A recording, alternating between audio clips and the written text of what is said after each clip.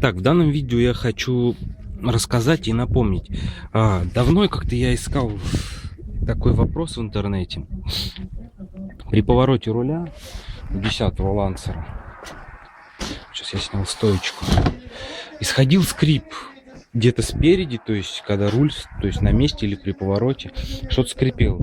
Много что тогда говорили, в итоге вот прошло уже год, и в итоге вот я сейчас меняю стойку и вот такую систему увидел. Вот он, опорный подшипничек, он пластиковый, вот я уже новый установил. Вот если посмотреть видео, не знаю, видно будет, не видно, он, вот видно верхняя часть стисана, счесана, как правильно сказать, не знаю. Вот он устанавливается в стакан, вот как вот этот сейчас опорничек новенький, вот встал, то есть ровненько. На него уже будет ставиться вот железная крышка, куда будет упираться пружина. Она тоже вот этими вещами клаксует сюда вниз.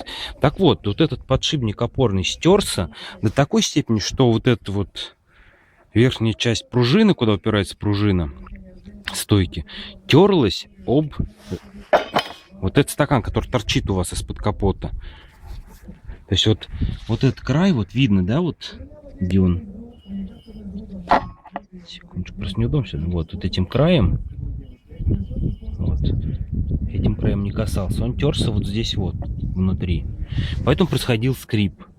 Потом я мазал сверху, сюда в стакан наливал масло автомобильное, и скрип пропал. Но потом опять появился зимой.